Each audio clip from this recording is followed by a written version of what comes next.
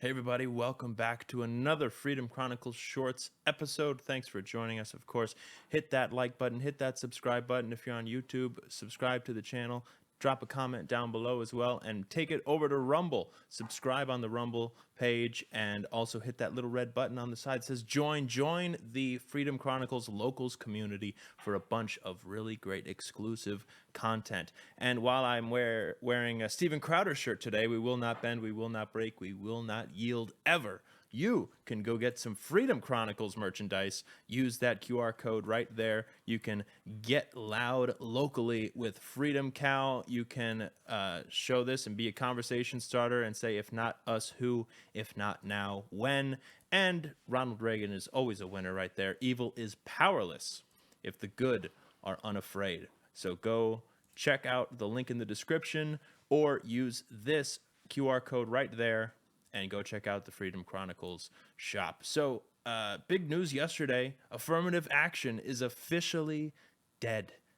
It's great. We love it. We applaud that. Very good. Affirmative action is dead. And as it should be, because now we will have actual fairness. But of course, Simon Atiba, who Ken Lovejoy and I talked about a little bit on his show, Charlotte County Speaks, the other day, had this tweet talking about horrible white female Democrat and former field organizer to elect Joe Biden to the White House at the time, Erica Marsh, wrote, quote, "Today's Supreme Court decision is a direct attack on black people. No black person will be able to succeed in a merit-based system, which is exactly why affirmative action-based programs were needed. Today's decision is a travesty." End quote. Simon Atiba, a black man, by the way, from Africa, who is the White House correspondent for the paper that he works for, said, "My take, this is the craziest and most disrespectful argument I've read in my entire life. May God have mercy on her." It's true, and we applaud Simon for everything he's doing. But it's true. That right there, that is true racism, because it's people trying to say that black people can't do it with their own merit. It's completely untrue. And actually, we have here the statistics of the Harvard admission rates based on race. Asians were only at 12.7%. So really, these schools were most racist to the Asians because they had the least amount of likelihood to get into Harvard. Whites at 15.3%, Hispanics at 31.3%, and blacks with a majority 56.1%. And Tim Young goes on to say here, it was actual systemic racism, but labeled affirmative action. That's what the Supreme Court ruled against this morning, yesterday, of course. Next up, corporate hiring practices. And yeah, that's the way it should be. Now, of course, Harvard did have a response. This was their response.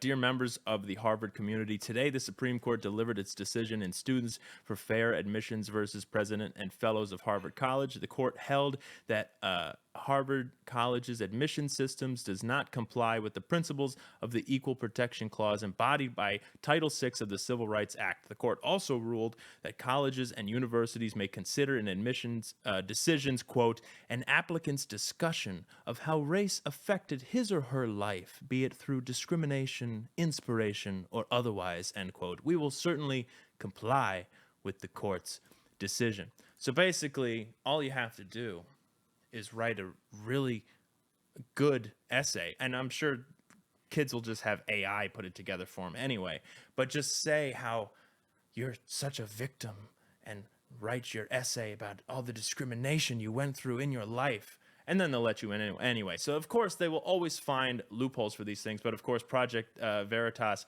had the perfect response: Harvard to get around the affirmative action ban by asking you whether you prefer barbecue, ranch, or soy sauce. So it's quite fitting that they are going to do it that way. But of course, somebody else had a great response to Erica Marsh's tweet saying, "The quiet part has finally been said out loud. Our white progressive saviors don't think very highly of us being, of course, the black community. But don't you just love the New York Times tweet? Breaking news, the Supreme Court rejected affirmative action case at Harvard and University of North Carolina. The major ruling curtails race-conscious college admissions in the U.S., all but ensuring that elite institutions become whiter and more Asian oh, God forbid, Asian, and less black and Latino. Well, we have this to say. Listen, hotshot, I'm going to tell you something right now. I don't care for you or for the putrid sludge you're troweling out. Yeah, that about sums it up. And we, of course, have the best president, 45 and about to be 47 as 2024 rolls around. His quote on Truth Social, quote, "This is a great day for America. People with extraordinary ability and everything else necessary for success, including future greatness for our country, are finally being rewarded. This is the ruling everyone was waiting and hoping for, and the result was amazing. It will also keep us competitive with the rest of the world. Our greatest minds must be cherished, and that's what this wonderful day has brought. We're going back to all merit-based, and that's the way it should be." Donald J. Trump. Yes, exactly. That is the way it should be. Hard work gets you where you need to be. Now, and that's to say if you even need to go to college. I'm 26. I didn't go to college. I was very lucky. I'm a professional musician. That's all I've had to do in my life, and I've been able to make good money at it where I haven't had to have another job. Kids don't necessarily need to go to college anymore. Become an underwater welder. The trades above all really are good paying jobs, and you're finding there's less and less people doing them because, you have to go to college, you have to go to college to get a degree and be fancy. You have to get that piece of paper on the wall. I don't think so. You don't have to go to college and get that piece of paper on the wall. You just have to have hard work, determination, and you'll find greatness because you work hard for it. In other news, hey, I got to meet DC Drano last night. Rogan O'Handley down there in Naples at South Street. Florida's Voice put on an event down there. Brendan Leslie and Congressman Byron Donald's wife, Erica Donalds, was there. Also a great speaker. We're going to try to get her on the Freedom Chronicles soon here. But DC Drano was there. Rogan O'Handley gave an amazing speech and had a great conversation. And just like my shirt says there, if not us, who? If not now, when? And get loud locally. That was essentially also what he was saying. One person can help change your community. You have to get involved in your community. And that's it for today. Don't forget, folks, subscribe to the channel. We got a great show coming up this coming Wednesday. I hope everybody has a happy 4th of July. We're going into the weekend. I don't know. Drop a comment down below. Drop a like. Do you want me to do these videos through the weekend?